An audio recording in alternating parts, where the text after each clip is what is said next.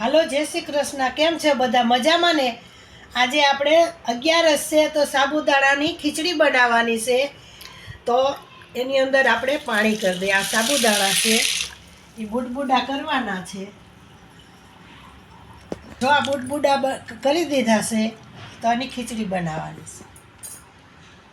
હવે આપણે ગેસ ચકવી દઈએ. સાબુદાણાની ખીચડી બનાવી છે ને તો વઘાર દેવાનો છે. આપણે જે સાબુદાણા હોય ને એ પ્રમાણે તેલ કરાય. મેં તેલ કરી દીધું છે આની અંદર. હવે આપણે એને વઘાર દેવાનું છે. હવે આપણે તેલ આવી ગયું છે, આ બધું સુધારાઈ ગયું છે તો એની અંદર આપણે જીરું કરી દઈ. એની અંદર આપણે હિંગ કરવાની છે. પછી આ મરચાં સુધારેલા છે એ કરી દઈ. હા, આદુ પાવડર છે.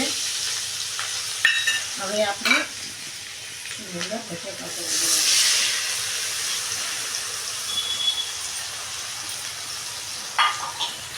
પ્રમાણે મીઠું કરી દઉં.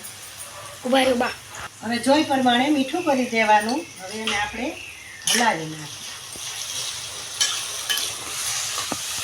હવે આપણે ઘડીક આને ઢાંકી દેવાનું છે. તેલમાં ખખડી જાય ત્યાં સુધી. આપણે સાબુદાણા મસ્તીના પલળી ગયા છે એકદમ. કેટલા હવે આપણે એને એકદમ જોઈ લઈએ સડી ગયું છે કાચું છે. આની અંદર પાણી નહીં કરવાનું, તેલમાં હળવળી જાય.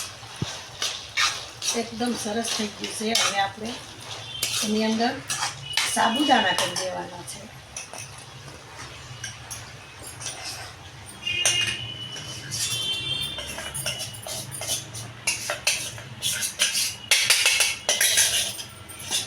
એને આપણે ઉમેરી દઈએ.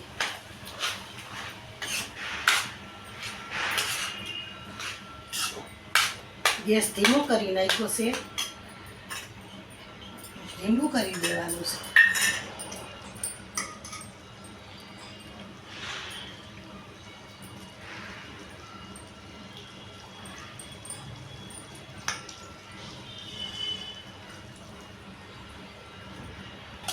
હવે આપણે હલાવી નાખીએ એને.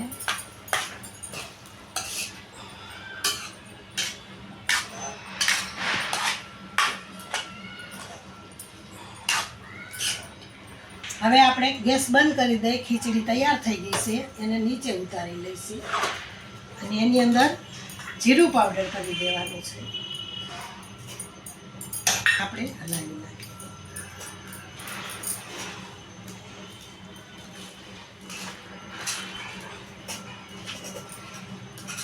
હવે આપણી ખીચડી તૈયાર થઈ ગઈ. હલો, આપણી ડીશ તૈયાર છે. જો તમને ગમે તો લાઈક કરો, શેર કરો અને સબસ્ક્રાઈબ કરો.